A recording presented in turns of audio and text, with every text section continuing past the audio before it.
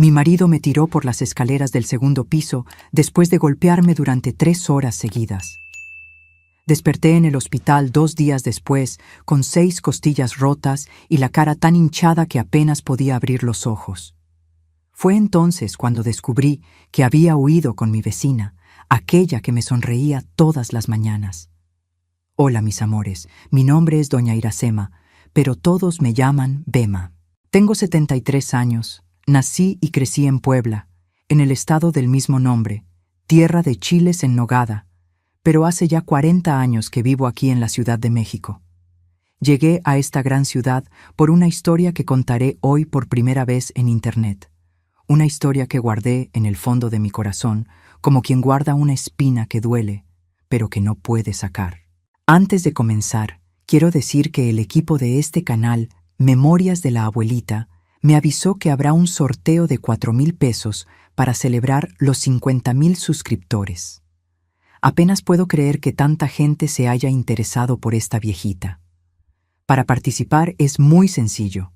Suscríbanse al canal, activen la campanita, den me gusta a este video y dejen en los comentarios desde dónde están viendo a esta abuelita.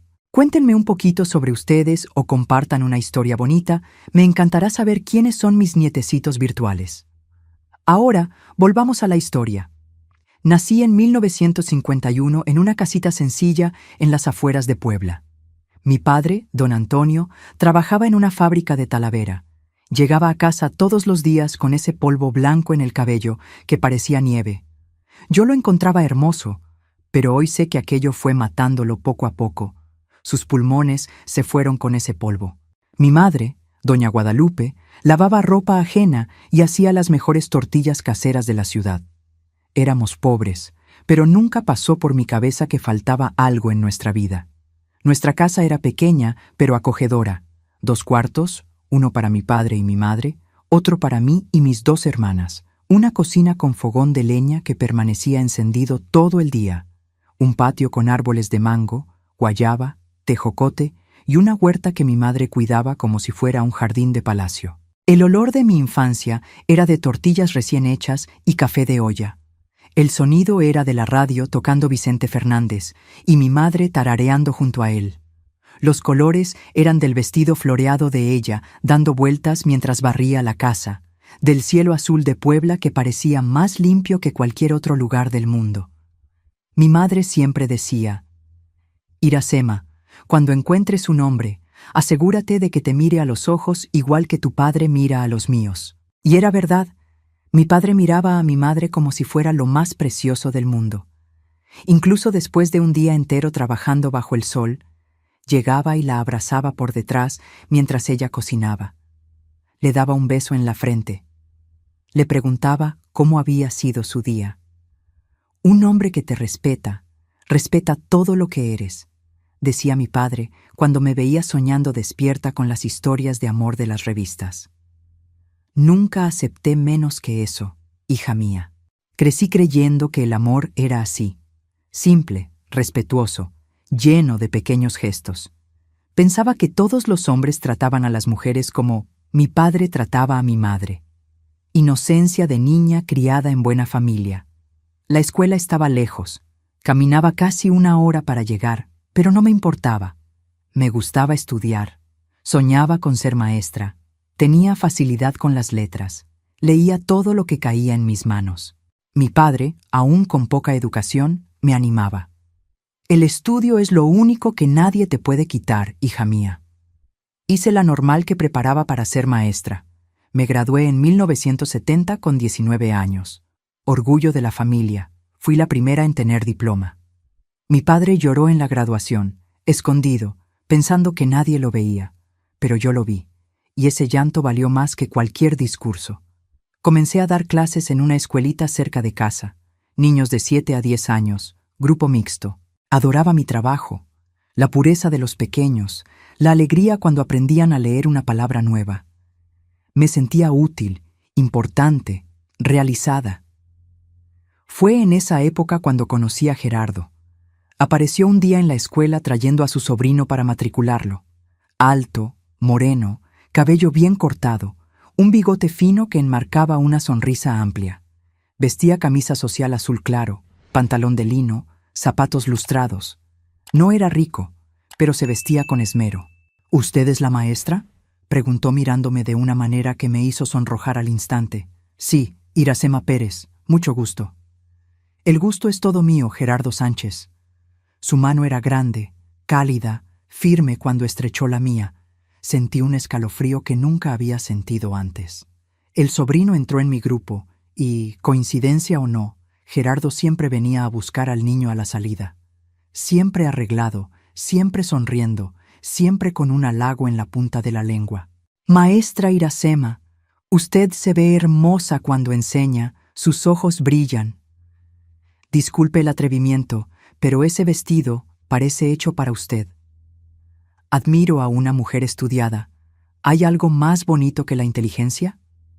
Yo, muchacha del interior criada con valores firmes, pero sin experiencia alguna con el noviazgo, fui cayendo como tonta con cada halago, que era como agua en mi jardín de sueños románticos.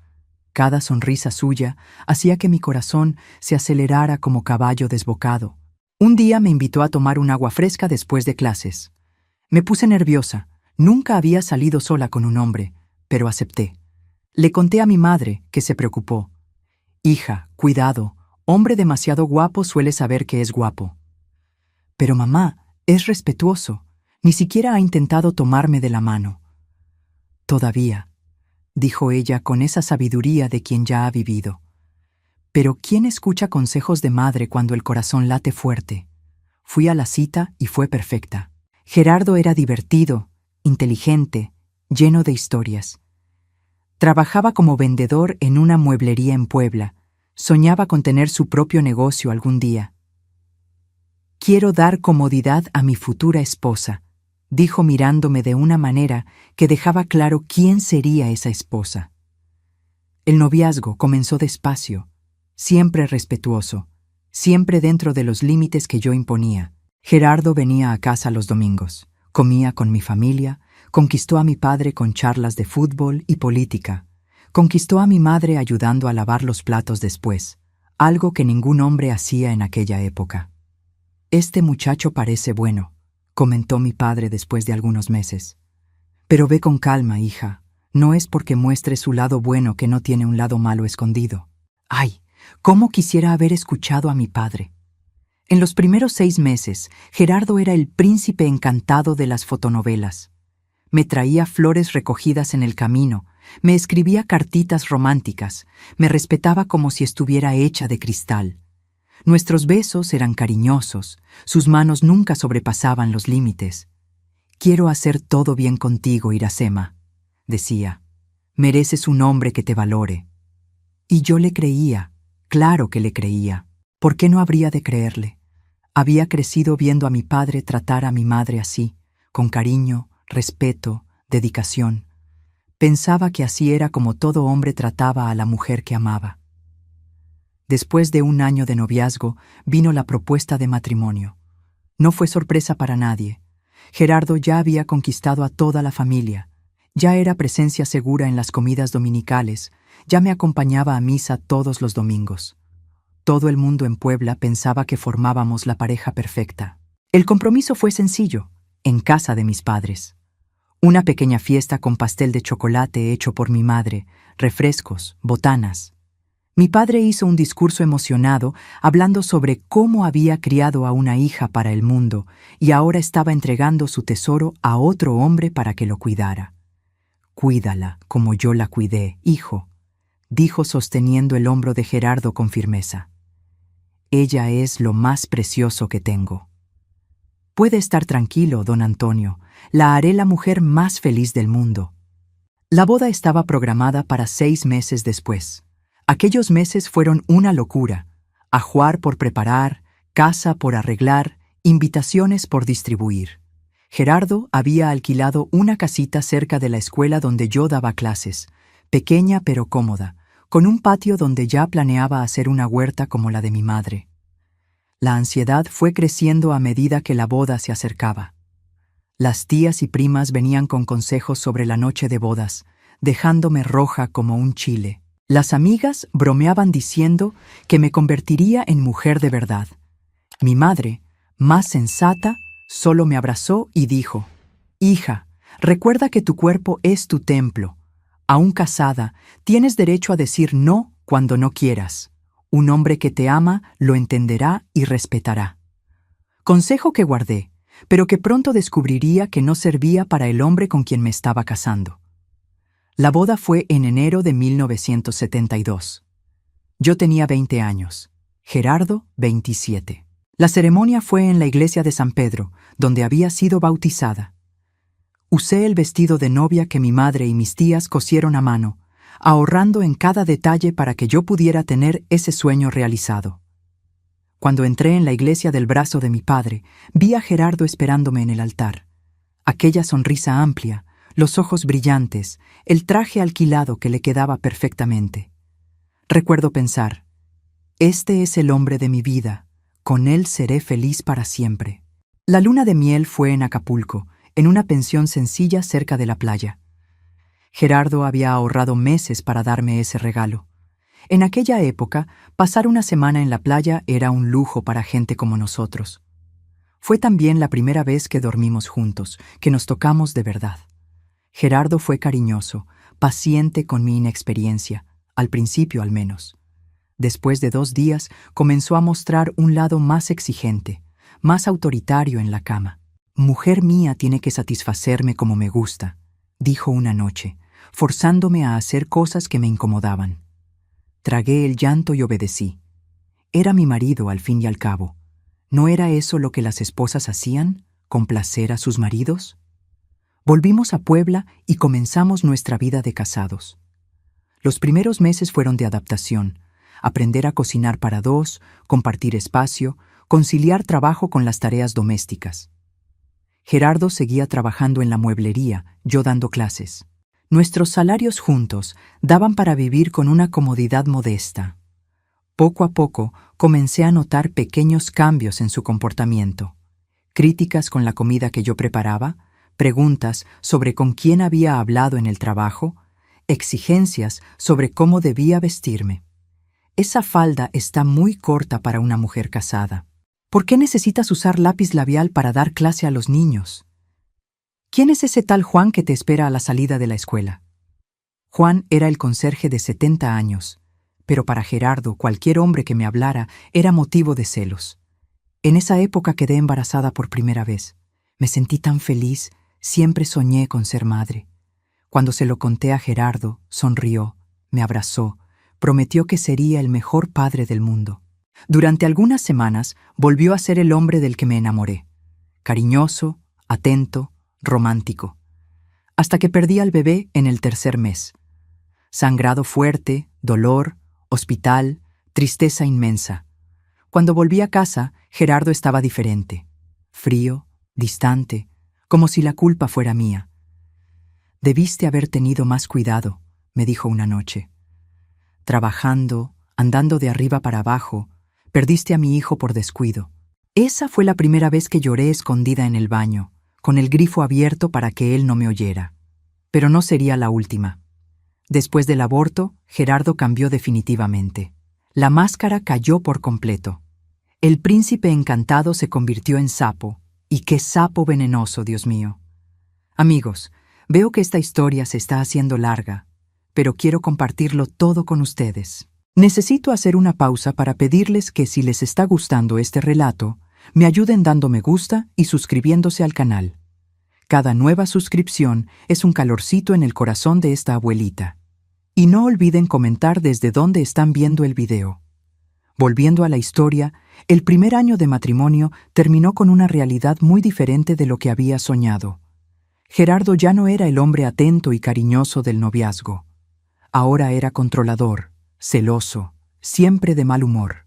Criticaba todo: mi comida, mi ropa, mi forma de hablar. Hasta mi forma de respirar parecía irritarle. «Respiras muy fuerte, ¿cómo esperas que duerma con ese ruido?» Poco a poco fui cerrándome, hablando menos, sonriendo menos, tratando de hacer todo perfecto para no dar motivo de queja. Vivía pisando sobre cáscaras de huevo en mi propia casa. Aún así, seguía creyendo que podíamos funcionar, que solo era una fase difícil, que el Gerardo cariñoso volvería. Después de todo, habíamos sido tan felices al principio. ¿Qué había pasado con aquel hombre? En el segundo año de matrimonio, quedé embarazada nuevamente. Esta vez tomé todas las precauciones. Reduje mi carga de trabajo en la escuela, descansé más, seguí todas las recomendaciones médicas. Gerardo parecía más animado con este embarazo, más protector. Ahora va a salir bien, decía con aquella sonrisa que me había conquistado. Voy a tener mi hijo. Pero en el 5.º mes perdí este bebé también. Complicación diferente, mismo resultado devastador. La tristeza fue aún mayor porque ya sentía al bebé moverse, ya había comenzado a comprar ropita. Esta vez Gerardo no esperó ni a que saliéramos del hospital para mostrar su ira. En el coche, de camino a casa, comenzó: «Hay algo mal contigo. Mujer normal no pierde hijos así. Mi madre tuvo 8 sin problema alguno». El doctor dijo: «¿Qué pasa, Gerardo? No es culpa de nadie». «Es culpa tuya, sí. Tu cuerpo no sirve». Llegamos a casa y él continuó, cada vez más agresivo en sus palabras. Por primera vez, le eché en cara todo lo que tenía atragantado durante meses. ¿Y tú crees que ayudas con tu mal humor, tus críticas, tu manera de tratarme como sirvienta? Fue cuando recibí la primera bofetada fuerte en la cara, arrojándome contra la pared. El sabor de sangre en la boca, el shock más grande que el dolor. «Nunca más me hables así», dijo entre dientes. «Soy tu marido, me debes respeto». Aquella noche, mientras él dormía, pensé en huir, volver a casa de mis padres. Pero sentía vergüenza. ¿Qué pensarían? La hija que no logró mantener el matrimonio, que no logró dar nietos. En esa época, una mujer separada era vista con otros ojos, era fracasada, mujer que no supo retener al marido. Y yo, criada para ser esposa perfecta, no quería esa etiqueta. Así que me tragué el llanto y me quedé. Primer error de muchos. El 3.er año de matrimonio fue cuando todo se descontroló por completo. Gerardo perdió el empleo en la mueblería, pelea con el jefe, algo sobre dinero que desapareció de la caja. Él juraba inocencia, pero sus ojos tenían aquel brillo que había aprendido a reconocer cuando mentía. Quedó desempleado por meses, yo manteniendo la casa con mi salario de maestra, que apenas alcanzaba para lo básico. La bebida, que siempre fue social, se volvió diaria. Primero una cerveza en el almuerzo, después 2, después tequila directo de la botella desde temprano. Ebrio. Se ponía aún peor. Las críticas se convirtieron en insultos, las bofetadas en puñetazos.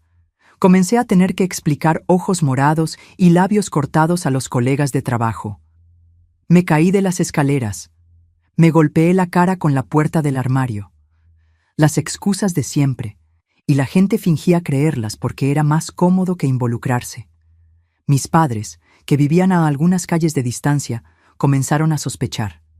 Mi madre me preguntaba directamente, pero yo negaba. Mi padre miraba a Gerardo con desconfianza en las raras ocasiones que aún íbamos a visitarlos. «Hija, si hay algo mal, sabes que puedes volver a casa», dijo mi madre un día cuando me encontró llorando en la cocina. «Todo está bien, mamá. Es solo una fase difícil. Pasará». Pero no pasó. Solo empeoró. Fue en aquella época cuando noté a la vecina acercándose. Marisa, mujer recién separada, unos 5 años mayor que yo. Bonita, cabello teñido de rubio, siempre arreglada incluso para estar en casa. Trabajaba como cajera en el supermercado y vivía sola en la casa al lado de la nuestra. Al principio fue un apoyo.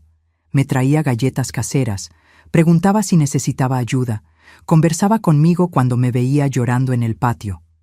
Se volvió amiga, confidente. «¿Él te golpea, querida? Eso no es normal, necesitas salir de ahí». «No puedo, Marisa, no tengo a dónde ir». «Claro que sí, el mundo es grande.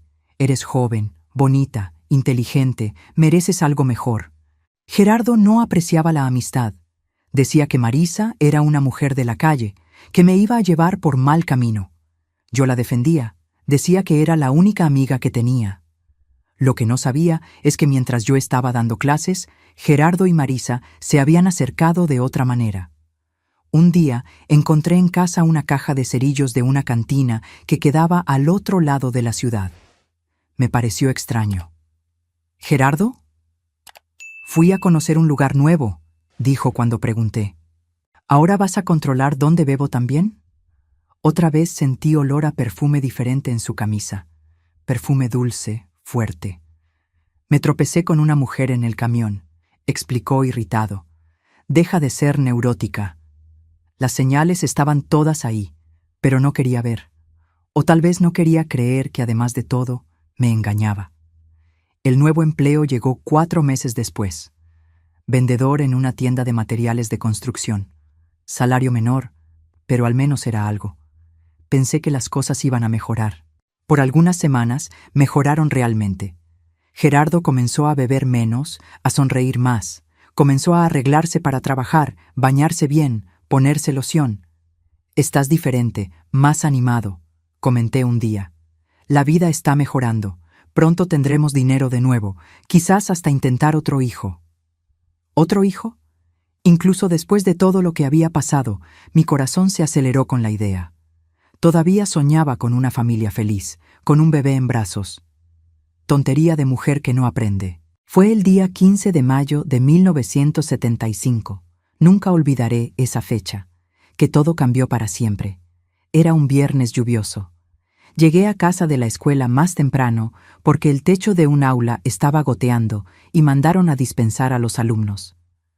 Abrí la puerta y escuché una risa. Risa de mujer viniendo de nuestro cuarto. El mundo se detuvo, mi corazón se detuvo. Sabía lo que iba a encontrar, pero aún así no estaba preparada. Entreabrí la puerta. Gerardo y Marisa en mi cama, en el lugar donde yo dormía todas las noches. Cerré la puerta sin hacer ruido, ni siquiera me notaron. Fui hasta la cocina, me senté, me quedé mirando a la nada. No podía llorar, no podía gritar, solo sentía un vacío inmenso. Media hora después, oí la puerta trasera abriéndose y cerrándose. Marisa saliendo a escondidas para no ser descubierta. Después Gerardo salió del cuarto silbando. Cuando me vio sentada en la cocina, se detuvo en medio del camino. ¿Qué estás haciendo en casa a esta hora? Nos dejaron salir antes. Lluvia. Él me miró el reloj en la pared, me miró de nuevo. Vi el momento exacto en que se dio cuenta de que yo sabía. ¿Viste algo?, preguntó, su voz ya cambiando. Vi todo. Tú y Marisa en nuestra cama. Esperaba gritos, bofetadas, negaciones, pero él se rió. Se rió como si fuera un chiste. ¿Y qué vas a hacer, eh? ¿A quién le vas a contar? Me levanté de la silla, las piernas temblorosas. Me voy. Se acabó, Gerardo. Fue cuando él cambió. La risa se convirtió en gruñido. Los ojos se volvieron pequeños, oscuros. No te vas a ningún lado. Eres mi mujer. Solo sales de aquí cuando yo lo diga. No soy cosa para tener dueño. Se acabó. Intenté pasar junto a él, ir hasta el cuarto, recoger mis cosas. Fue cuando el infierno comenzó de verdad. Gerardo bloqueó mi paso con su cuerpo grande, fuerte, cerrando el camino como un muro de carne y odio. Intenté esquivarlo, me empujó hacia atrás. Caí sentada en la silla, el susto mayor que el dolor. No vas a ningún lado, dijo entre dientes. Esta casa es mía, tú eres mía. La casa es alquilada, Gerardo, y yo no soy propiedad. Se acabó, déjame pasar. Intenté levantarme de nuevo. Fue cuando me dio la primera bofetada fuerte en la cara, lanzándome hacia un lado. «¡Cállate, zorra! ¿Ahora me espías? ¿Quién te dio ese derecho?» Otra bofetada más fuerte. Después un puñetazo en el estómago que me dobló por la mitad, sin aire. Caí de rodillas, la visión borrosa por el dolor y las lágrimas. Él me agarró por el cabello, me arrastró por la cocina. ¿Quieres saber por qué estaba con Marisa? Porque ella es mujer de verdad, sabe complacer a un hombre, no es frígida como tú. Me arrojó contra la pared. Mi cabeza golpeó, vi estrellas. Él continuó, cada vez más fuera de control, palabras peores que los golpes, destruyendo la poca autoestima que me quedaba. Ni un hijo puedes darme, vientre seco, inútil. Los golpes vinieron sin parar, puñetazos, patadas, bofetadas. Intenté protegerme, encogerme, pero él era mucho más fuerte. En algún momento dejé de sentir dolor, dejé de sentir cualquier cosa, solo quería que terminara. No sé cuánto tiempo duró. En mi memoria fueron horas, pero tal vez fueron minutos. Solo sé que cuando finalmente paró, yo estaba tirada en el suelo de la cocina, un ojo tan hinchado que apenas se abría, sangre escurriendo de la nariz, de la boca, de un corte en la ceja. Gerardo se quedó mirándome desde arriba, jadeando por el esfuerzo de golpearme. Después escupió en el suelo a mi lado. Si intentas salir de nuevo, te mato. ¿Entendiste? No respondí. No tenía fuerza ni para hablar. ¿Entendiste?, gritó pateándome en las costillas. Entendí, conseguí murmurar. Él se alejó, tomó las llaves, la cartera. Voy a salir. Cuando vuelva quiero la cena lista y tú con mejor cara. Ponte hielo en esa cara. Está demasiado fea. Y salió. Me dejó allí en el suelo, sangrando, sin ayuda, sin consuelo, sin nada. Me quedé acostada por un tiempo que pareció infinito. Cada respiración dolía, cada movimiento era agonía. Pero algo dentro de mí decía que necesitaba salir de allí, que si me quedaba, él me mataría. Me arrastré hasta el teléfono en la sala. Pensé en llamar a mis padres, pero sabía que mi padre vendría a matar a Gerardo y acabaría preso. Pensé en la policía, pero en aquella época la policía no se metía en pleitos de matrimonio. Llamé a la única persona en quien aún confiaba, mi hermana mayor, Lourdes, que vivía a unas cuadras. Lourdes, ayúdame. Gerardo, él me golpeó mucho. Apenas podía hablar entre sollozos y dolor. Dios mío, Iracema, quédate ahí, ya voy. Lourdes llegó en 15 minutos, acompañada de su marido, Juan. Cuando me vieron, quedaron en shock. Jesús Cristo, vamos al hospital ahora, dijo Juan, tomándome en brazos como a una niña. No, hospital no, él me encontrará allí. A nuestra casa entonces. Lourdes, toma algo de ropa para ella. Lourdes entró en el cuarto y volvió pálida. Juan, hay sangre en la cama, mucha sangre, y no es de ella. Entendí de inmediato. Marisa. Gerardo había hecho algo con ella también, o era otro tipo de sangre. En aquel momento ni siquiera podía pensar claramente. Me llevaron a su casa. Juan era albañil, Lourdes costurera. Tenían una casita modesta, pero arreglada, con 2 hijos pequeños que abrieron mucho los ojos cuando me vieron en ese estado.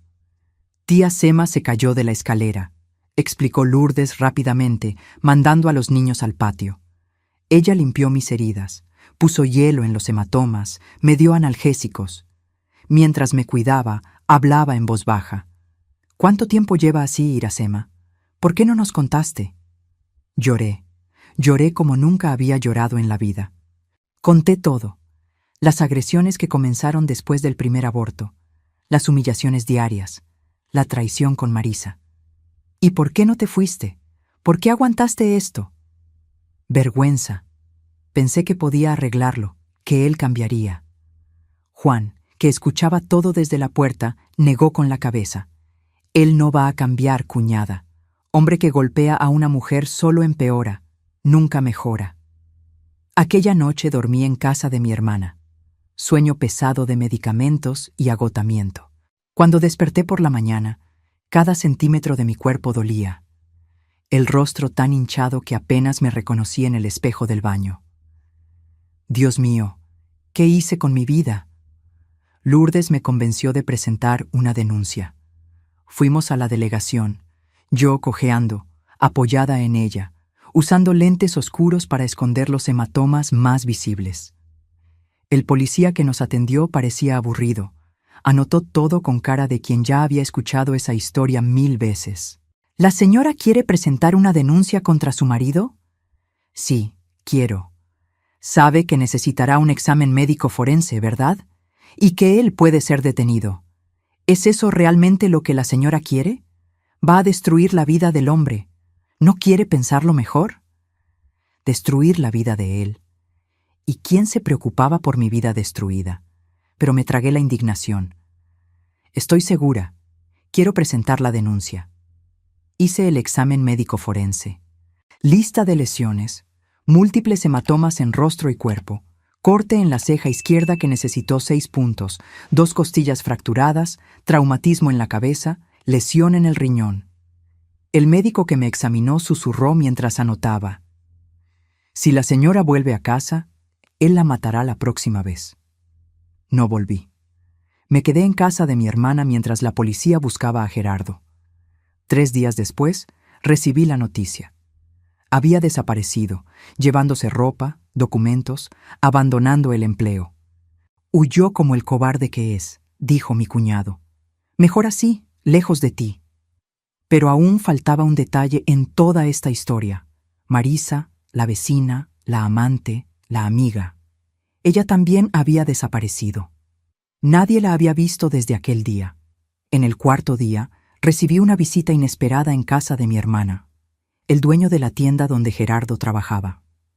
Disculpe la molestia, doña Iracema. Sé que está pasando por un momento difícil, pero Gerardo desapareció sin recoger su último pago, y la señorita Marisa también ha desaparecido. Se fugaron juntos, dije, con la voz más firme de lo que esperaba.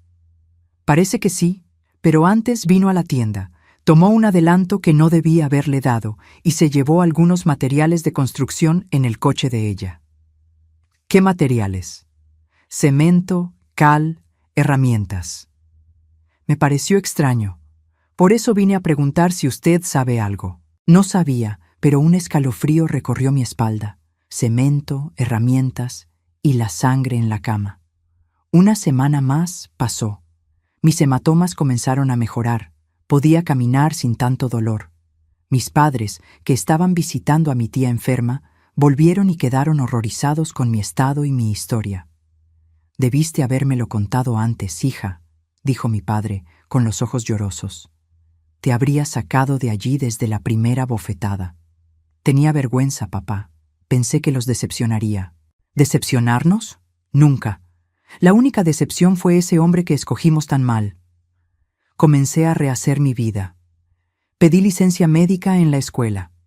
La directora, muy comprensiva, me aseguró que mi puesto estaría allí cuando volviera. Fui a vivir con mis padres nuevamente, en mi cuarto de soltera que seguía intacto, esperándome. Me estaba reconstruyendo día tras día cuando la bomba cayó. Era una mañana de junio, casi un mes después de la huida de Gerardo. La policía apareció en casa de mis padres. Doña Iracema, encontramos a su marido. Mi corazón se heló. ¿Había vuelto? ¿Venía a buscarme? ¿A matarme? ¿Dónde? En la pequeña finca de la señora Marisa Gómez, en las afueras de la ciudad. Los dos estaban allí. Estaban. El policía intercambió miradas incómodas con su colega. La señora necesita acompañarnos. Me llevaron a dicha finca, un pedazo de tierra pequeño que ni sabía que Marisa poseía. Allí, una escena de película de terror. Policías por todas partes, cintas acordonando áreas, gente cavando un agujero en el suelo. ¿Qué pasó aquí? Su marido y la señora Marisa tuvieron un desacuerdo. Desacuerdo. Qué palabra tan extraña para describir lo que vi a continuación.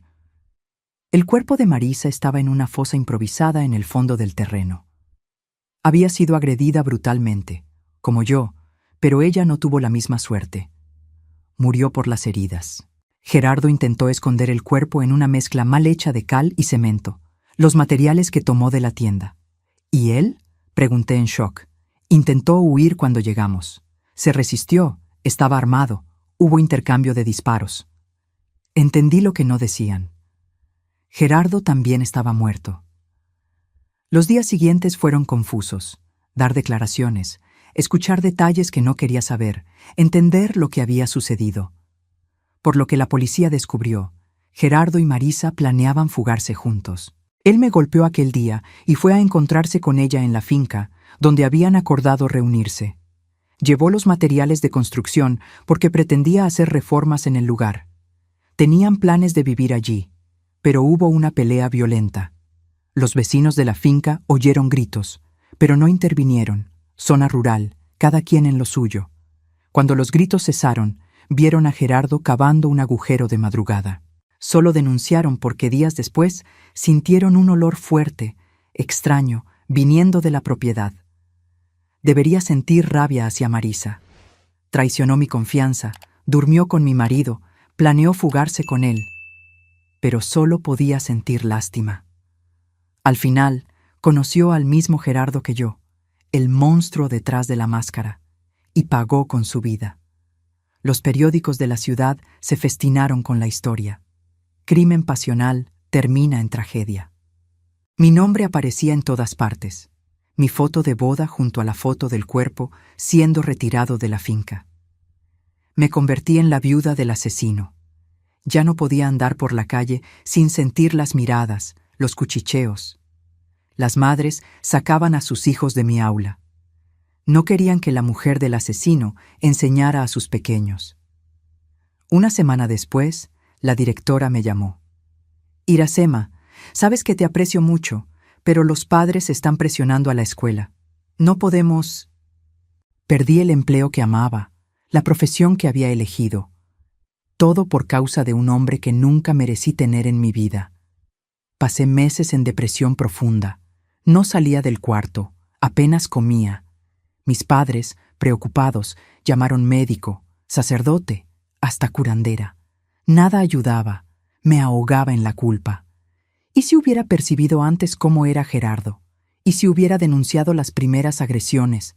Marisa estaría viva hoy. No fue tu culpa, hija, mi madre repetía cada día.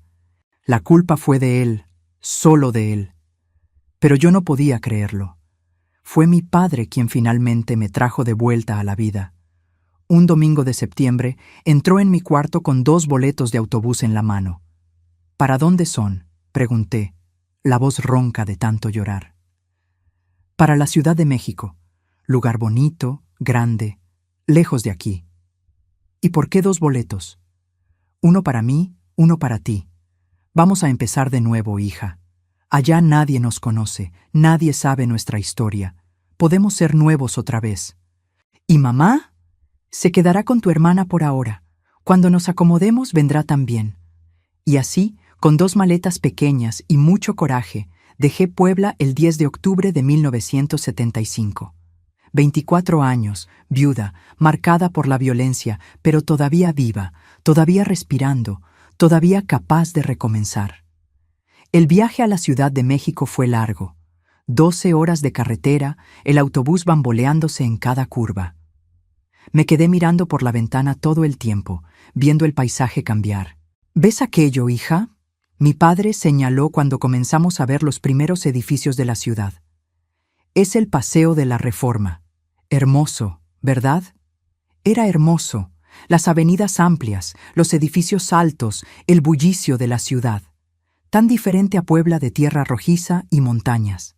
Allí, en aquel momento, sentí algo que no sentía hacía meses. Esperanza.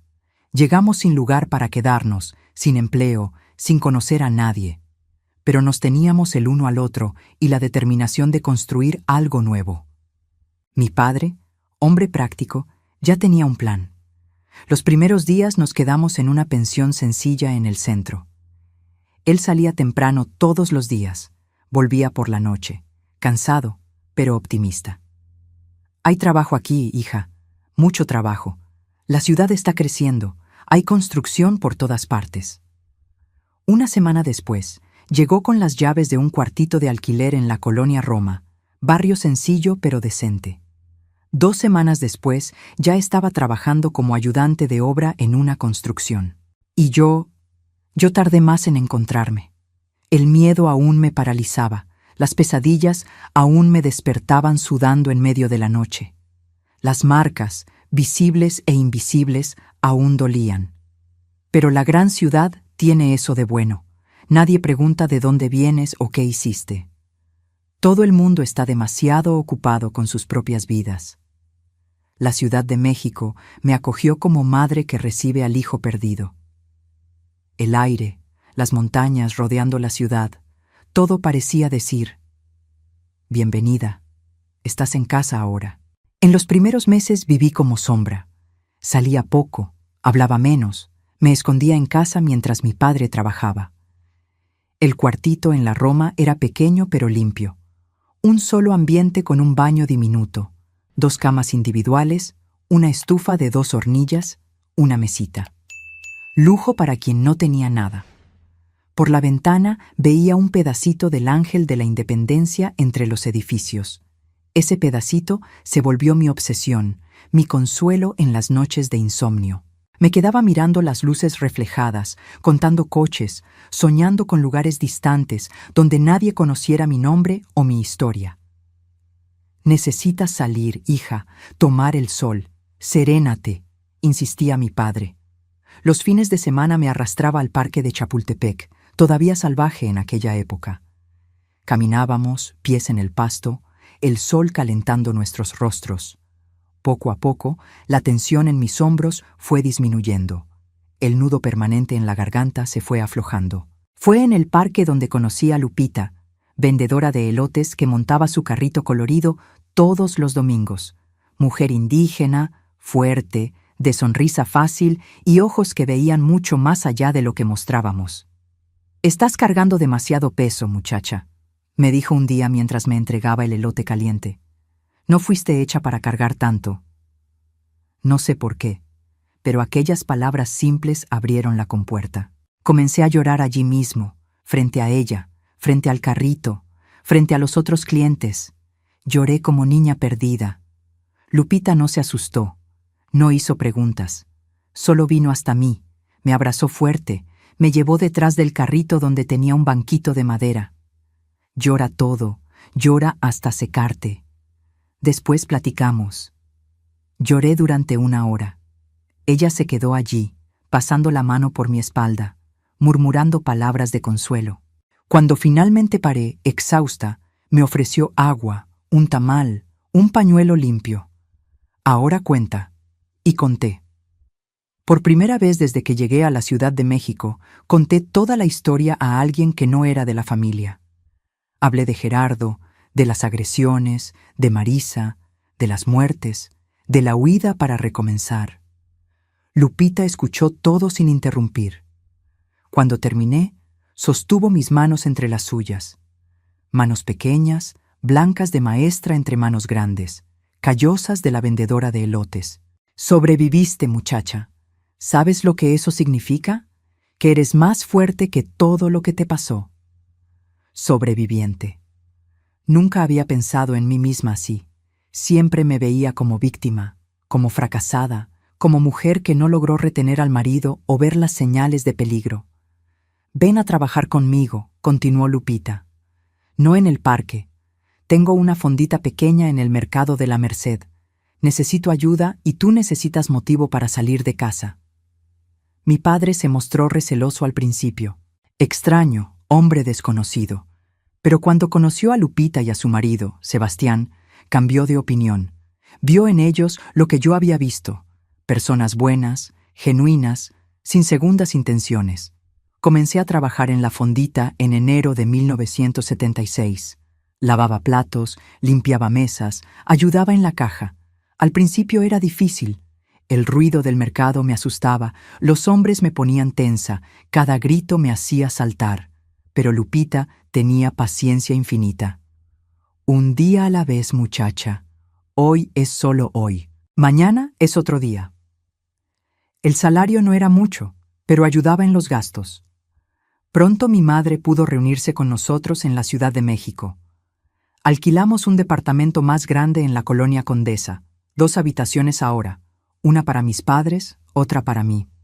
Lujo absoluto después del cuartito apretado. Con mi madre cerca, mejoré más rápido. Ella trajo de Puebla las antiguas recetas que tanto amaba, las macetas de plantas que cultivaba en el alféizar de la ventana, los bordados coloridos que daban vida a las paredes blancas. Trajo el olor de casa, de infancia, de tiempos más simples. «Esta ciudad es buena», decía mientras regaba las plantas. «Tiene aire libre, tiene horizonte. Respiramos mejor aquí». Y respiraba, realmente, cada vez más profundo, cada vez con menos miedo. Las pesadillas se fueron espaciando. Comencé a dormir noches enteras, a despertar descansada. Comencé a sonreír de nuevo, primero tímidamente, después con más frecuencia. En el mercado conocí personas de todo tipo, pescadores con historias del mar profundo, señoras que vendían hierbas y rezos, niños que corrían entre los puestos robando frutas cuando nadie miraba, indigentes que dormían en los rincones, a quienes Lupita siempre guardaba un café y un pan al final del día. Todo mundo tiene historia, muchacha. Todo mundo carga dolor. Unos muestran, otros esconden, pero todos sangran por dentro. La sabiduría simple de Lupita me curó más que cualquier terapia que yo ni podría pagar. Me enseñó a mirar más allá de mi propio dolor, a ver el sufrimiento de los otros, a entender que no estaba sola en la lucha. Fue en el mercado también donde reencontré algo que había perdido: el placer de enseñar. Comencé dando clases informales a los hijos de los comerciantes después del trabajo, niños que muchas veces faltaban a la escuela para ayudar a sus padres en los puestos. Usaba cajas volteadas como mesa, escribía con carbón en pedazos de cartón. No tenía libros ni cuadernos decentes, pero tenía voluntad, y los niños tenían hambre de aprender.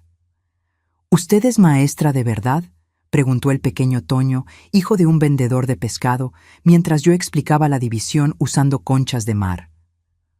Lo fui un día. ¿Y por qué paró? Porque la vida a veces nos quita lo que más amamos, y no se puede recuperar. La pregunta inocente me golpeó como un rayo. ¿Por qué no? ¿Por qué no podía recuperar lo que era mío por derecho, por vocación? El miedo a Gerardo ya no existía. Él estaba muerto. La vergüenza de la historia. Nadie en la Ciudad de México conocía mi pasado. Aquella noche conversé con mis padres sobre volver a estudiar, hacer una licenciatura y obtener un título oficial. Es lo que quiero, papá. Volver a ser maestra de verdad, con aula, alumnos, gis en la mano. Mi padre, que nunca dejó de creer en mí, sonrió de una manera que iluminó toda la habitación. Si es lo que quieres, hija, es lo que tendrás. No fue fácil. Trabajaba todo el día en el mercado, estudiaba por la noche.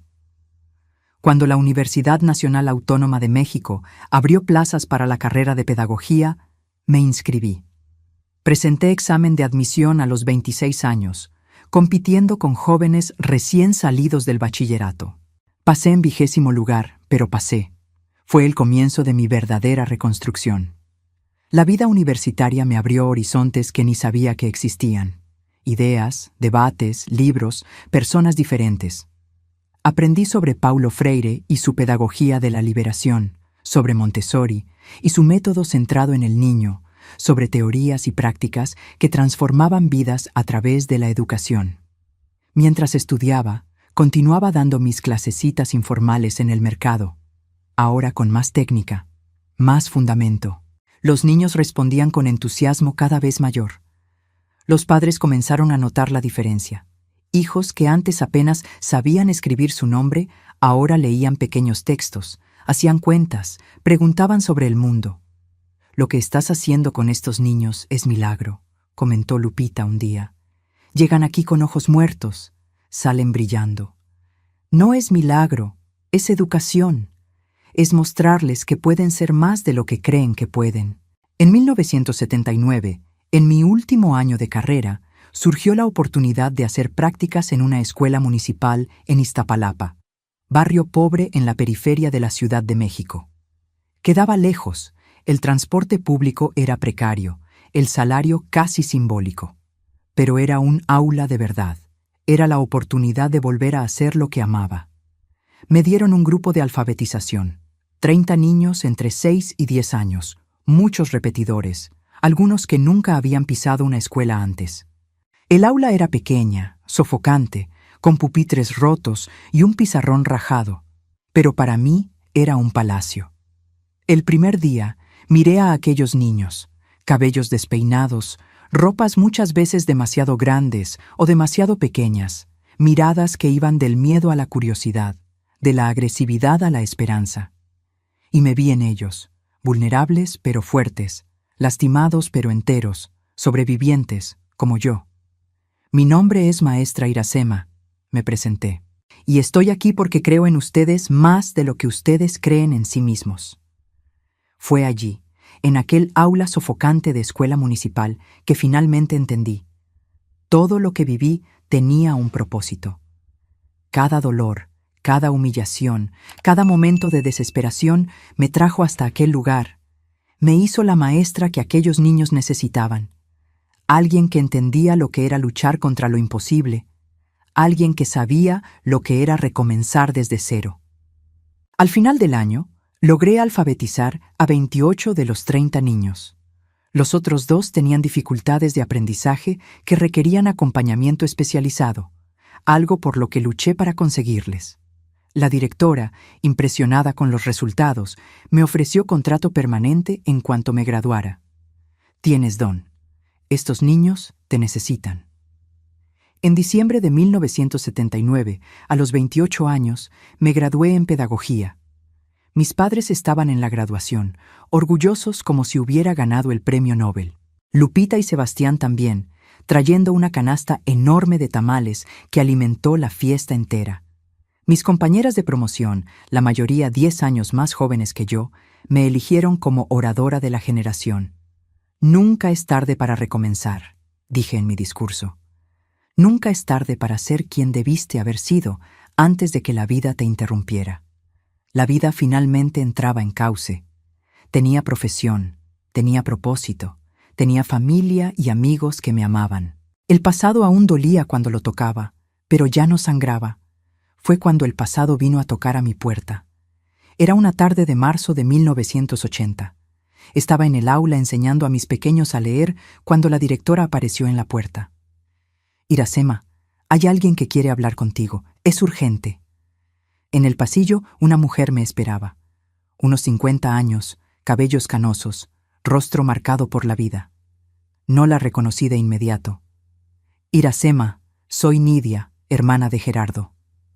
El mundo se detuvo. El nombre que no oía desde hacía casi 5 años, que evitaba incluso pensar. Gerardo, el hombre que casi me mata, el hombre que mató a otra y murió huyendo de la policía. ¿Qué quieres?, conseguí preguntar, la voz temblorosa. Necesitamos hablar. Es sobre mi sobrino. ¿Sobrino? Gerardo no tenía hijos, no conmigo, no contigo, con Marisa. La revelación cayó como bomba. Marisa estaba embarazada cuando murió. Había un niño, un hijo de Gerardo, andando por el mundo. Ella tuvo al bebé antes. Antes de lo que pasó, continuó Nidia. Lo dejó con mi madre cuando fue a encontrarse con Gerardo en aquella finca. Nadie sabía, ni siquiera la policía. ¿Y por qué me estás buscando ahora? Mi madre murió el mes pasado. El niño se quedó conmigo, pero estoy enferma. Cáncer. Ya no puedo cuidarlo. ¿Y qué tiene que ver conmigo? Tú eras la esposa de Gerardo. Legalmente eres la pariente más cercana después de mí. ¿Me estás pidiendo que cuide al hijo del hombre que casi me mata, con la mujer con la que me traicionó? Ella bajó los ojos, avergonzada. Sé que es mucho pedir, pero el niño no tiene la culpa. Tiene 4 años. Es una criatura inocente. ¿Dónde está ahora? En el coche con mi marido. ¿Quieres verlo? No quería. Quería huir, gritar, negar aquella realidad absurda, pero una fuerza mayor que el miedo me hizo decir que sí. Fuimos hasta el estacionamiento. Un coche viejo estaba estacionado bajo un árbol. Un hombre sentado al volante saludó cuando nos vio. En el asiento trasero, un niño miraba por la ventana. Niño pequeño para su edad, cabellos negros, ojos grandes. Cuando me vio, sonrió. Una sonrisa que conocía bien, la misma sonrisa que un día me encantó en el rostro de Gerardo.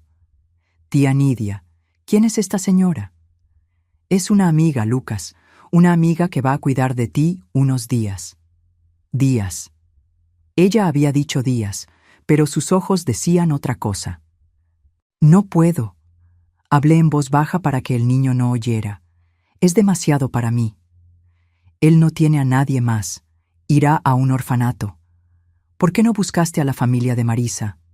Busqué. Nadie quiso saber nada. El padre dijo que su nieto murió junto con su hija. Miré al niño nuevamente. Ya no veía a Gerardo en él, ni a Marisa. Solo veía a un niño asustado, confuso, a punto de perder lo poco de estabilidad que conocía. Dame tiempo para pensar. No tengo tiempo, Iracema. La quimioterapia comienza mañana. No puedo cuidarlo así. Un día. Dame un día. Ella dudó, luego asintió. Vuelvo mañana a esta misma hora. Si no quieres quedarte con él, iré directamente a asistencia social. Pasé la noche en vela. Caminé por el parque hasta la madrugada, conversando con la luna, con las estrellas, con los fantasmas de mi pasado. ¿Cómo podría criar al hijo de Gerardo? ¿Cómo miraría ese rostro todos los días y no vería al hombre que destruyó mi vida? Pero, ¿cómo podría condenar a un niño inocente a crecer sin familia, sin amor? Yo, que sabía lo que era estar marcada por una historia que no elegí. Por la mañana, todavía sin respuesta, fui a dar clase. Miré a mis alumnos, niños que me habían enseñado tanto sobre perdón, sobre recomenzar, sobre ver más allá de las cicatrices. Pensé en el pequeño Lucas, que no pidió nacer de esos padres, que no pidió ser abandonado. En el receso, llamé a mis padres. Necesito contarles algo. Es complicado. Expliqué todo. Esperé la reacción negativa, el shock, la negativa. Tráelo a casa, dijo mi madre simplemente. ¿Qué? Al niño, tráelo a casa. Si va a ser tu hijo, va a ser nuestro nieto también. Mamá, es hijo de Gerardo. Y el niño no tiene la culpa de quién es el padre o la madre. Por la tarde, cuando Nidia volvió, ya tenía mi respuesta. Me quedaré con él. Ella lloró. Sacó de su bolso una carpeta con documentos, acta de nacimiento, cartilla de vacunación, algunas fotos. Gracias. Sé que no merecía esto de ti. Lucas vino hasta mí, curioso pero cauteloso. Me agaché para quedar a su altura. Hola, Lucas. ¿Me recuerdas? Soy Iracema. Vas a vivir conmigo. En mi casa hay un parque muy cerca. ¿Te gusta ir al parque? Los ojitos brillaron. Me gusta. La abuelita nunca me llevaba. En ese momento, mirando a aquel niño que llevaba la sangre del hombre que casi me mata, tomé la decisión más importante de mi vida. El pasado no definiría mi futuro ni el suyo. Llevé a Lucas a casa ese mismo día. Mis padres lo recibieron con los brazos abiertos, sin dudarlo, sin juzgar. Mi madre ya había preparado la habitación, arreglado juguetes viejos que guardaba no sé de dónde ni por qué. Ven, hijo mío. ¿Quieres un pedazo de pastel? Hice de chocolate, como les gusta a los niños. Lucas, tímido al principio, pronto se soltó con el cariño de mis padres. Por primera vez lo vi sonreír sin reservas, una sonrisa de niño que se siente seguro.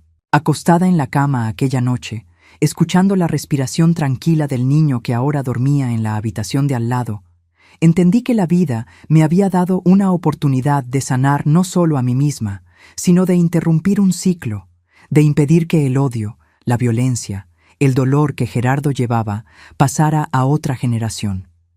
Sería madre de una manera que nunca imaginé, en circunstancias que nadie podría prever.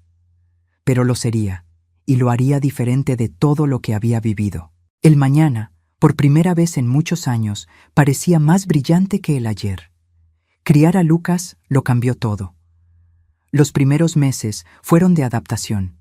Él preguntando por la tía Nidia, llorando por la noche, extrañando la nueva casa, la nueva familia. Yo aprendiendo a ser madre de repente, a los 29 años, de un niño de 4 que llevaba en la sangre una historia que yo tanto quería olvidar. ¿Por qué la tía Nidia no viene a buscarme?, preguntaba casi todos los días. Está enferma, mi cielo. Necesita estar en el hospital para mejorar. ¿Y cuando mejore me voy a ir? La pregunta me partía el corazón. La inseguridad en sus ojos, el miedo a un nuevo abandono. No, Lucas, esta es tu casa ahora, para siempre. Explicar la situación a un niño de esa edad era un desafío diario. ¿Cómo decirle que su padre biológico había matado a su madre biológica? ¿Cómo explicarle que la tía probablemente no sobreviviría al cáncer? ¿Cómo hacerle entender que ahora yo era su madre, no por sangre, sino por elección? Fui adaptando la verdad, dosis pequeñas, adecuadas a su edad. Tu papá y tu mamá tuvieron que ir al cielo, pero antes me pidieron que cuidara de ti.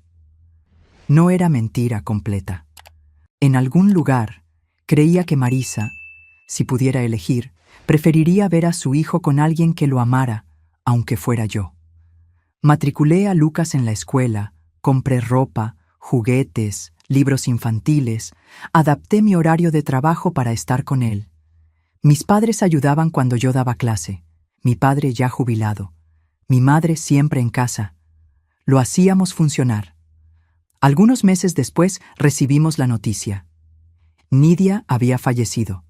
El cáncer, más rápido de lo que los médicos previeron. Conté a Lucas de forma suave. Tu tía Nidia ahora está en el cielo también, con tu papá y tu mamá. Lloró, claro, pero menos de lo que temía. Ya se estaba apegando a su nueva familia, ya me llamaba tía Mema, con cariño en la voz. En julio de aquel año, 1980, tomé otra decisión importante: adoptar a Lucas legalmente. Los abogados dijeron que sería un proceso simple, ya que yo era viuda del padre biológico y no había otros parientes queriendo la custodia. Cuando el juez preguntó si estaba segura, miré al niño que jugaba en el rincón de la sala de audiencias, ajeno al momento que cambiaría nuestras vidas para siempre. Tengo más certeza de esto que de cualquier otra cosa que haya hecho. En octubre, Lucas Gómez Sánchez se convirtió oficialmente en Lucas Gómez Pérez, mi hijo ante la ley, como ya lo era en el corazón. Criar a un hijo sola en los años 80, siendo maestra de escuela pública, no era fácil. El dinero siempre escaso, había que estirarlo para cubrir todas las necesidades: uniforme escolar, material didáctico, médico cuando se enfermaba, ropa que le quedaba pequeña demasiado rápido. Tomé clases extras por la noche, daba refuerzo escolar los fines de semana a niños de familias más acomodadas. Cada centavo importaba, cada sacrificio valía la pena cuando veía a Lucas creciendo sano, feliz, seguro. En 1982 recibí propuesta para ser coordinadora pedagógica en la misma escuela donde daba clase. Mejor salario, menos horas en el aula, más responsabilidad. Acepté de inmediato. «Mamá, ¿ahora eres jefa?», preguntó Lucas cuando le conté, los ojos abiertos de admiración. «No exactamente, hijo. Solo voy a ayudar a los otros maestros a ser mejores para los alumnos». «¿Igual que haces conmigo cuando me enseñas la tarea?». «Parecido, pero tú sigues siendo mi alumno favorito». Su sonrisa iluminaba mi mundo. ¿Cómo un niño nacido de tanto dolor podía traer tanta luz? Ese mismo año compramos nuestra primera casa, pequeña, en un barrio sencillo, pero nuestra. 2 habitaciones, una para mí, otra para Lucas, un patio donde planté las mismas flores que mi madre cultivaba en Puebla. Mis padres continuaron en el departamento en La Condesa, pero venían a visitarnos todos los fines de semana. Por primera vez desde que salí de Puebla, me sentí verdaderamente establecida, con raíces, con futuro. Lucas crecía demasiado rápido. A los 8 años ya era un niño inteligente, curioso, con talento especial para el dibujo. Llenaba cuadernos de bocetos, paisajes, personas, animales imaginarios. «¿De dónde viene ese don?», pregunté a mi madre, observando a Lucas dibujar concentrado. «De su madre, tal vez. ¿Sabías si esta Marisa dibujaba?». No lo sabía. Conocía tan poco de la mujer cuyo lugar, irónicamente, había asumido en la vida de Lucas. De Gerardo prefería no ver nada en el niño, aunque a veces un gesto, una expresión, me tomaba desprevenida, trayendo memorias que prefería enterradas. En 1985, a los 34 años, conocí a Antonio, profesor de matemáticas transferido de Monterrey. Comenzó a trabajar en la misma escuela que yo. Hombre gentil, tranquilo, con paciencia infinita para explicar fracciones y decimales a niños frustrados. «¿Usted es la coordinadora, Iracema?». «Mucho gusto, Antonio Viera». Apretón de mano firme pero no intimidante, mirada directa pero respetuosa, sonrisa discreta sin pretensión de encantar. Comencé a notar cómo trataba a los alumnos con dificultad, sin prisa, sin juicio. Cómo escuchaba las dudas de las maestras más jóvenes sin menospreciar. Cómo llevaba café a la secretaria cuando estaba sobrecargada. Pequeños gestos que hablaban más que grandes declaraciones. Un día, Lucas tuvo una crisis de apendicitis. Necesitó ser operado de urgencia. Me desesperé. Llamé a la escuela avisando que no iría. Antonio apareció en el hospital horas después. Vine a ver si necesita algo. Puedo buscar ropa, comida, lo que sea. La gentileza me conmovió. No estaba acostumbrada a recibir ayuda de hombres que no fueran mi padre. No hace falta, pero gracias. Mis padres vienen en camino. Entiendo, pero me quedo aquí con usted hasta que lleguen. Nadie debería esperar solo en un hospital. Se quedó. Conversamos sobre todo y nada, sobre libros, películas, lugares que nos gustaría conocer, sobre educación, sobre sueños para nuestros alumnos, sobre café. Él lo prefería recién molido, yo instantáneo por practicidad. Cuando mis padres llegaron, pensé que se iría, pero se quedó. Compró comida para todos, hizo bromas para aliviar la tensión, esperó hasta que Lucas salió de la cirugía y supimos que todo estaba bien. Gracias por hoy, le dije cuando finalmente se iba. Hice lo que cualquier amigo haría. ¿Somos amigos? Me gustaría que lo fuéramos. La amistad se convirtió en cenas quincenales, las cenas en paseos dominicales, los paseos en besos tímidos cuando Lucas dormía. Tuve miedo, tanto miedo. Los recuerdos de Gerardo aún me atormentaban. La violencia, la traición, el dolor. ¿Cómo confiar en otro hombre? ¿Cómo saber que Antonio no cambiaría después como Gerardo cambió? Mereces ser feliz, hija, decía mi madre. No dejes que un fantasma te robe el futuro. Antonio fue paciente. No presionó, no exigió, no reclamó. Respetó mi ritmo, mis miedos, mis reservas. En 1987, después de 2 años de relación, me pidió matrimonio. No fue nada espectacular. Solo preguntó durante una cena en casa, con Lucas participando en la conversación. Iracema, Lucas, quiero preguntarles algo importante. ¿Podemos ser una familia de verdad?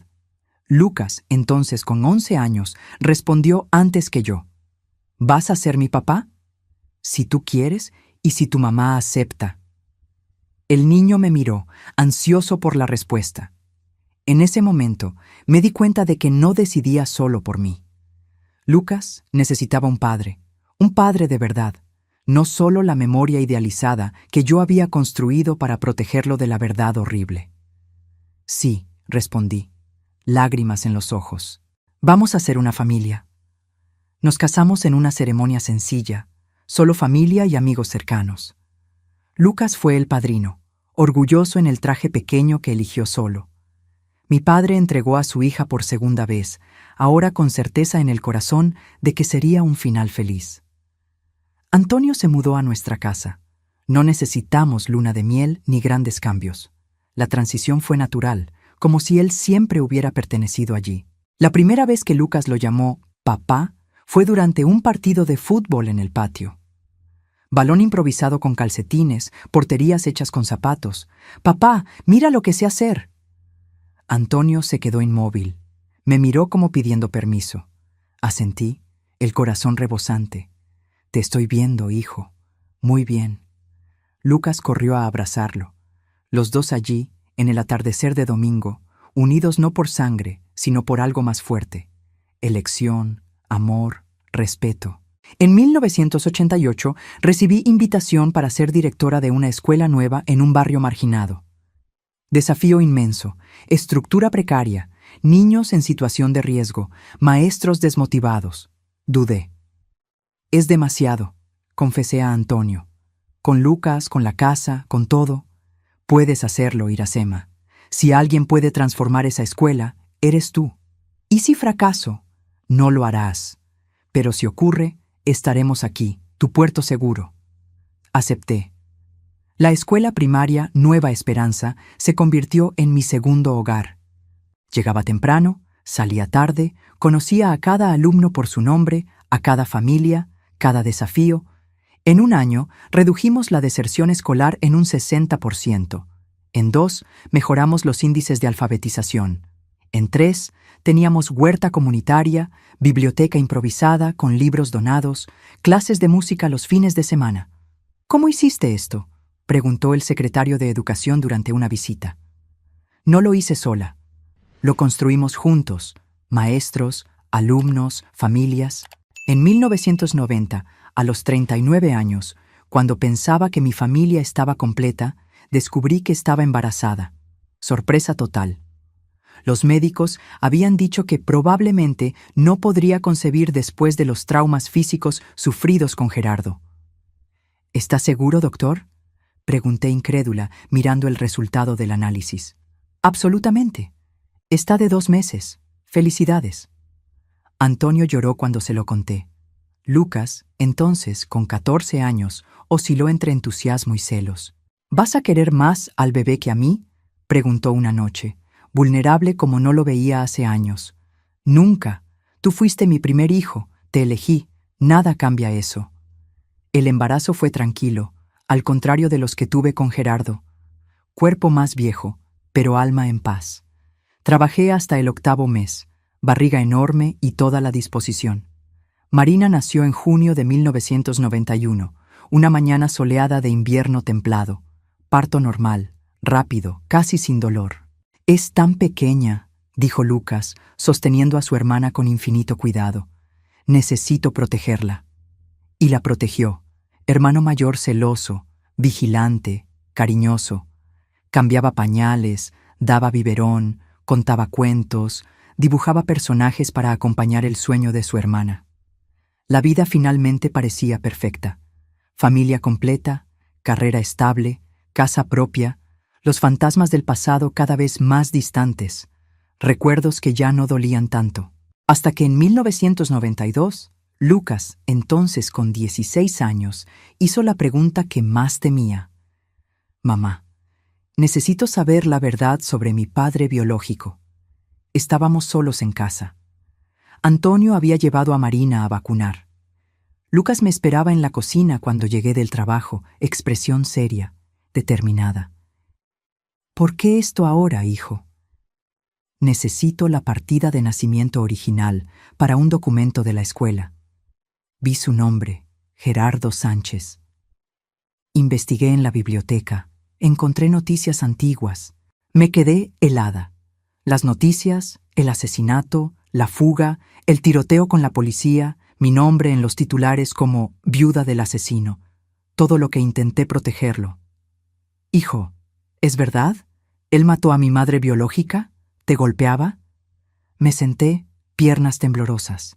El momento que había postergado por 12 años finalmente había llegado. Es verdad, Lucas, pero es más complicado que lo que cuentan las noticias. Y le conté todo. La historia completa, sin suavizar, sin ocultar. Él merecía la verdad, por más dolorosa que fuera. Le conté sobre el noviazgo, el matrimonio, las primeras agresiones, los abortos, la bebida, el desempleo, Marisa, la traición, la fuga, el día en que Gerardo casi me mata.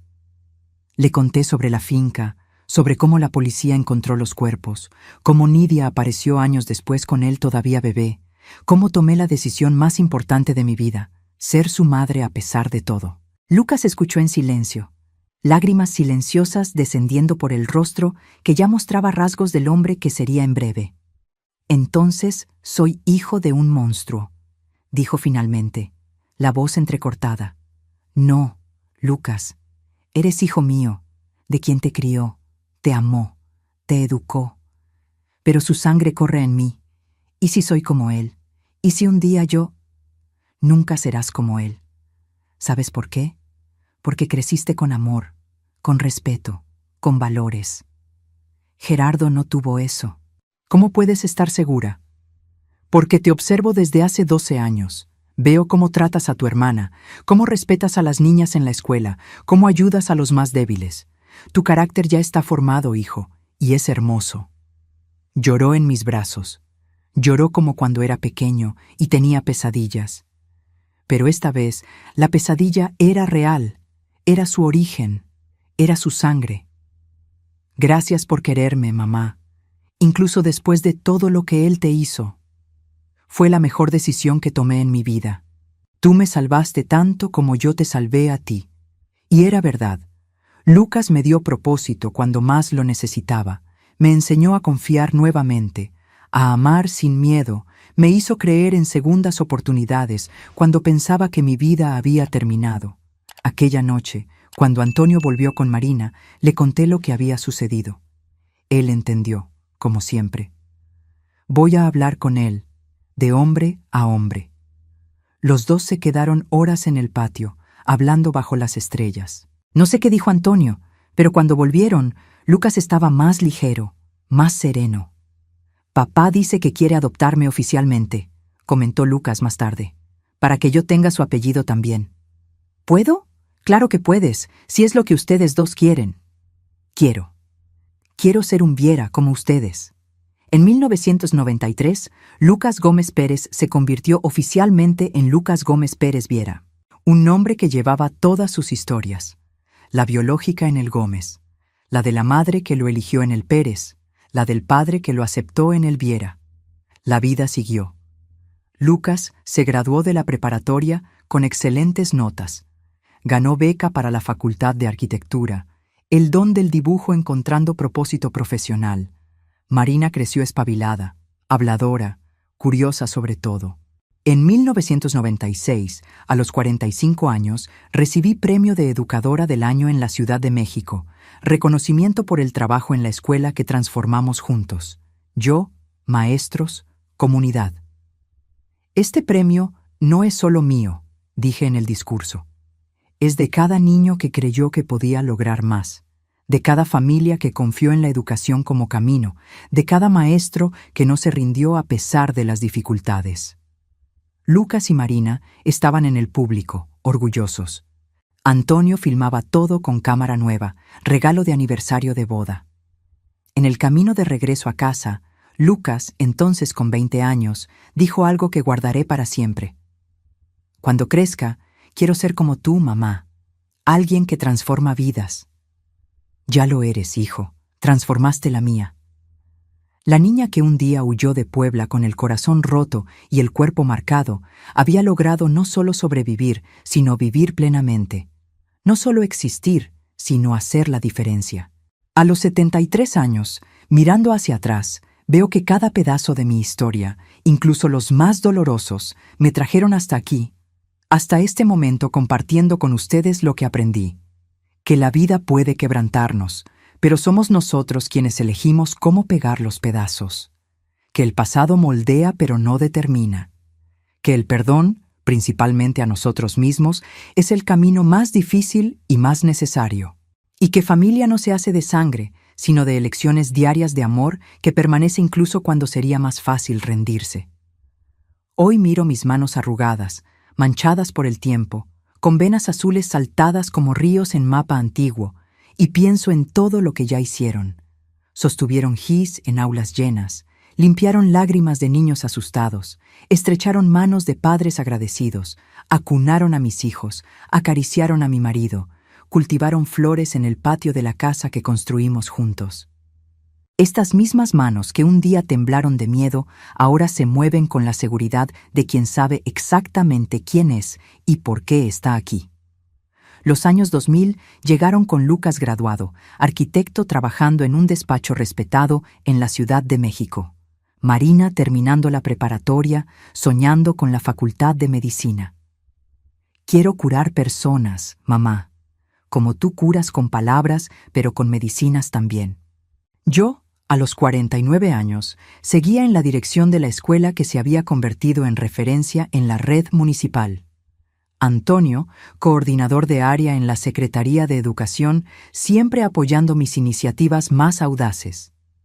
Vamos a montar una biblioteca comunitaria abierta los fines de semana, propuse en una reunión. ¿Con qué dinero?, preguntó el supervisor de la red.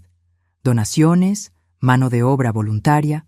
Los padres ayudan con el trabajo, los alumnos con campañas, las editoriales con libros.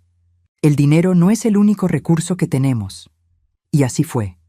En 6 meses transformamos un salón abandonado en espacio de lectura vibrante. Adolescentes que antes vagaban por las calles, ahora discutían a Carlos Fuentes, Octavio Paz, Elena Poniatowska. En 2002, Lucas se casó con Fernanda, compañera de facultad, muchacha dulce, talentosa, con la misma pasión por el dibujo y la arquitectura. Boda sencilla en la playa, pies en la arena, corazones abiertos. «Mamá», me dijo en la víspera mientras ajustábamos el traje prestado, «quiero que sepas que todo lo que sé sobre amar viene de ti, de lo que me enseñaste. Yo, hijo, pero pasé años con tanto miedo. No es el miedo lo que importa, sino hacer lo correcto a pesar de él». Ese año también Marina entró a la Facultad de Medicina. 6º lugar general, orgullo de la familia. Lloré cuando recibimos la noticia, imaginando a la niña que creció en barrio sencillo, ahora transformada en médica. «¡Lo logré, mamá! ¡Voy a ser doctora!». «Siempre supe que lo lograrías, hija. Nunca dudé». En 2005, a los 54 años, enfrenté mi primer gran desafío de salud. Nódulo en el seno detectado en examen de rutina. 2 palabras que ninguna mujer quiere oír. Cáncer de mama. «Vamos a tratarlo», dijo el médico. «Detectado temprano, buenas probabilidades». Antonio quedó más afectado que yo. Lloró cuando se lo conté. Me abrazó como si pudiera desaparecer entre sus brazos. «No voy a perderte. No puedo. Y no lo harás, mi amor. Ya enfrenté cosas peores que un nodulito rebelde. Hice cirugía, radioterapia. Perdí cabello, gané cicatriz. Pero nunca perdí la certeza de que viviría. Tenía tanto por hacer todavía, tantos niños por ayudar, tantos momentos con mi familia por disfrutar». Lucas y Fernanda venían todos los días después del trabajo. Marina, ya en la facultad, leía artículos médicos, cuestionaba tratamientos, verificaba medicamentos. Mis padres, ya ancianos pero lúcidos, se turnaban para hacer caldos que pudiera tragar en los días peores. 6 meses después, la mejor noticia: remisión completa. Continúe los controles, pero puede retomar su vida normal. Normal, como si después de enfrentar la muerte, una vez más pudiera haber normalidad. Pero la había. Una normalidad más preciosa, más vívida, más consciente. Volví a la escuela con nuevo aliento. Comencé proyecto de huerto medicinal con los alumnos. Cada planta identificada, sus propiedades curativas explicadas, la sabiduría antigua de curación por la naturaleza rescatada. «Maestra Iracema ahora es doctora también», bromeaban los alumnos. «No, mis niños, solo aprendí que prevenir es mejor que curar, que cuidar el cuerpo es tan importante como alimentar la mente». En 2007, Lucas y Fernanda me dieron mi primer nieto. Pedro nació una mañana de marzo, sonrosado, llorón, perfecto. «¿Quiere cargarlo, abuela?», preguntó Lucas, los ojos brillantes. Tomé aquel paquetito en brazos, sintiendo el peso tan ligero pero tan significativo. 3ª generación, continuidad, vida que sigue a pesar de todos los obstáculos. «Hola, Pedro», susurré. «Soy tu abuela Mema. Tengo tantas historias que contarte cuando crezcas». Marina se recibió de medicina en 2008, especialización en pediatría. «Quiero cuidar niños, mamá, como tú siempre hiciste, pero a mi manera». En 2010, a los 59 años, tomé la difícil decisión de jubilarme de la escuela. Casi 20 años como directora, transformando no solo estructura física, sino mentalidades. Era hora de pasar la estafeta. «Pero maestra Iracema, la escuela es usted», argumentó el nuevo secretario de Educación, queriendo convencerme de quedarme. «No puede ser. Una escuela pertenece a la comunidad, a los alumnos, a los padres, a los maestros. Si depende de una sola persona, no es una institución, es un proyecto personal». Pasé meses preparando a mi sucesora, maestra joven, dedicada, llena de ideas propias. Creé manuales, documenté procesos, compartí lecciones aprendidas en la práctica que ninguna universidad enseña. «¿Cómo sé si estoy lista?», preguntó en mi último día. Nunca estamos totalmente listos, pero siempre estamos dispuestos a aprender y mejorar. Es suficiente. La jubilación abrió nuevo capítulo. Tiempo para viajar con Antonio, conocer lugares que solo veíamos en fotos. Tiempo para visitar a Lucas y familia, ahora con segundo nieto en camino. Tiempo para acompañar la carrera de Marina, que iniciaba residencia en hospital infantil. Tiempo, finalmente, para intentar reconciliar el pasado. En 2012, a los 61 años, hice el viaje que había postergado por décadas. Volví a Puebla. ¿Estás segura de que quieres ir?, preguntó Antonio, preocupado. No es necesario. Sí lo es. Tengo que cerrar el círculo. Puebla había cambiado. Crecido, modernizado, perdido mucho del aire provinciano que recordaba. Pero algunas cosas permanecían. La catedral aún dominaba el centro. Las montañas aún abrazaban el horizonte. El calor aún derretía el asfalto en enero. Visité la casa donde crecí, ahora comercio, tienda de ropa. Visité la escuela donde di las primeras clases, aún funcionando, nuevos maestros, nuevos niños, mismos desafíos. Visité lugares que evitaba en los recuerdos, la casa donde viví con Gerardo, el mercado donde compraba víveres, la iglesia donde me casé por primera vez. ¿Buscando a alguien, señora?, preguntó el joven dependiente en la farmacia, que antes era la tienda del señor Juan. Buscando fantasmas, respondí sonriendo, pero creo que se han ido. Y se habían ido, realmente. Mirando aquellas calles, aquellas construcciones, ya no sentía el peso aplastante del pasado. Ya no veía a Gerardo en cada esquina, ya no oía sus gritos en cada eco. Veía apenas una ciudad, ni buena ni mala, solo un lugar donde parte de mi historia ocurrió. El tercer día visité el cementerio. No para ver la tumba de Gerardo, nunca supe dónde fue enterrado, ni quería saberlo. Fui a ver a mis suegros, que murieron mientras yo aún estaba casada. Personas sencillas que no lograron controlar al hijo que criaron, pero que siempre me trataron con cariño. Descansen en paz, murmuré, dejando flores simples. No guardo rencor. Y realmente no guardaba. El tiempo había suavizado incluso aquellos recuerdos más dolorosos. La rabia, el miedo, el resentimiento, sentimientos que consumen más a quien los lleva que a sus destinatarios. Había aprendido a soltarlos. Volví a la Ciudad de México más ligera, como si hubiera dejado en Puebla las últimas ataduras que aún me retenían al pasado. ¿Cómo fue?, preguntó Antonio cuando me recogió en la terminal. Liberador. En 2015, a los 64 años, perdí a mi madre. Derrame cerebral súbito, muerte rápida. Estaba regando las plantas del balcón cuando simplemente se desplomó.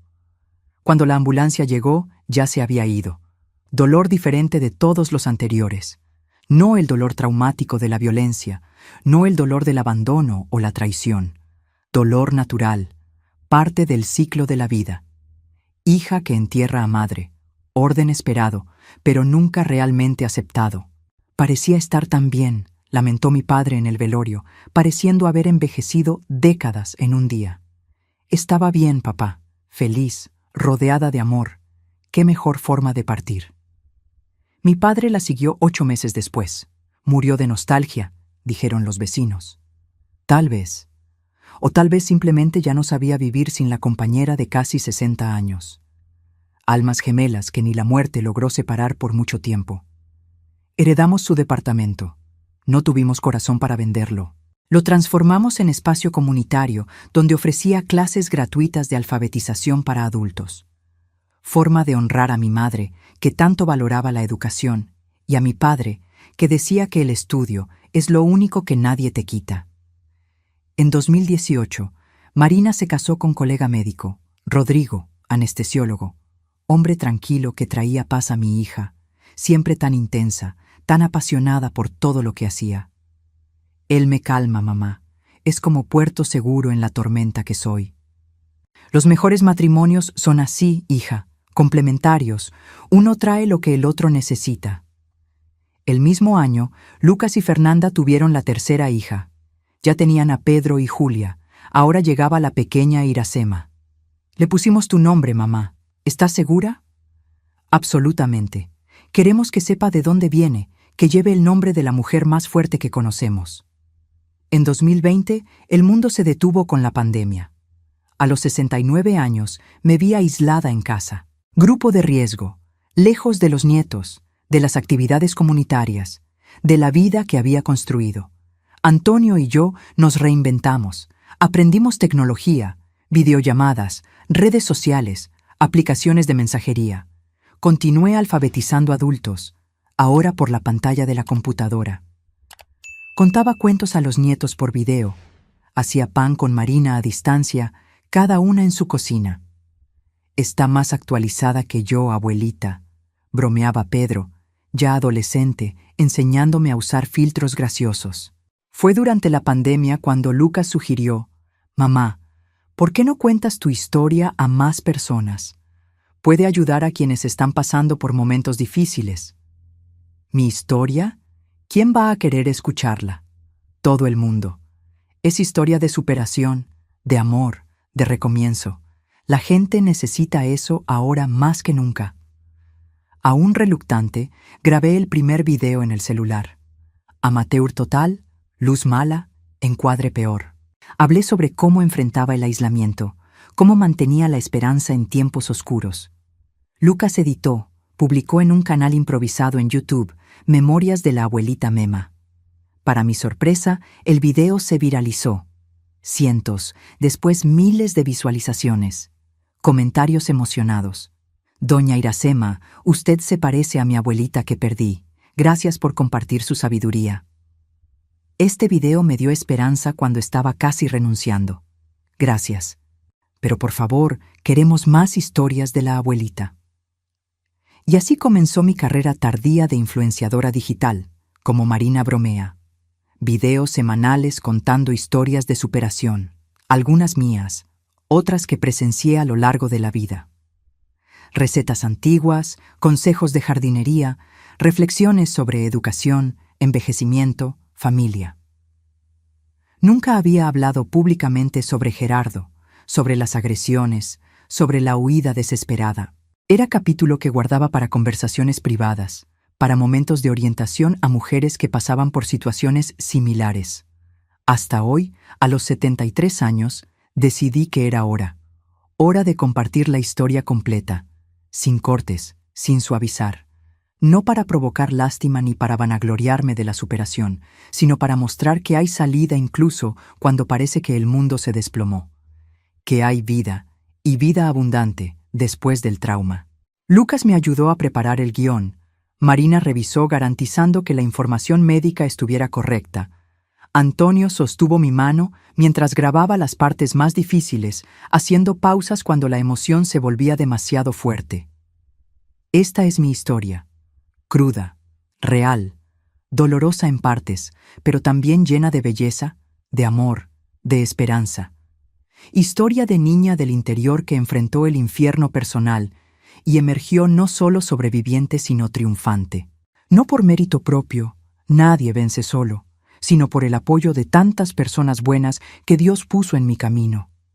Personas como mis padres que me enseñaron valores inquebrantables, como doña Lupita, que me acogió cuando huí, como Antonio, que me mostró que un hombre de verdad construye, no destruye, como Lucas, hijo que el destino me dio por el camino más improbable, que me enseñó a amar incondicionalmente, como Marina, regalo que pensé que nunca recibiría, prueba viviente de que siempre hay oportunidad para recomenzar, y ahora personas como ustedes que están viendo este video, mis queridos. Si llegaron hasta aquí, tengo un agradecimiento especial. Esta historia no fue fácil de contar, ni debe haber sido fácil de escuchar. Pero creo en el poder de las historias compartidas, en la sanación que viene cuando transformamos dolor en propósito. Por eso pido, si esta historia tocó su corazón, si trajo alguna reflexión, den me gusta y suscríbanse al canal. Cada suscripción es un abrazo virtual que recibo con cariño. Cada comentario es conversación que continúa más allá de este video. Si estás pasando por un momento difícil, sea violencia doméstica, pérdida, enfermedad, soledad, debes saber que hay vida más allá del dolor, que el mañana puede ser diferente, que eres más fuerte de lo que imaginas. Si conoces a alguien en esa situación, extiende tu mano. A veces, Todo lo que la persona necesita es alguien que crea en ella cuando ya no consigue creer en sí misma. Y recuerda siempre, tu historia no termina en tus peores días. La última página aún no ha sido escrita. Mientras hay vida, hay posibilidad de nuevos capítulos, de giros inesperados, de finales felices que ni te atreves a soñar ahora. De niña asustada de Puebla a abuelita youtuber en la Ciudad de México, ¿quién podría prever ese camino? Nadie, ni yo misma. Pero aquí estoy, y aquí están ustedes. Gracias por escuchar, por formar parte de mi historia, por permitirme formar parte de la suya. Con amor de abuela que ya conoció el fondo del pozo, pero descubrió que hasta allí crece flor, Iracema Pérez Viera, 73 años, maestra jubilada, madre, abuela, sobreviviente y sobre todo, testigo de que el amor siempre vence. Un beso al corazón de cada uno y hasta el próximo video.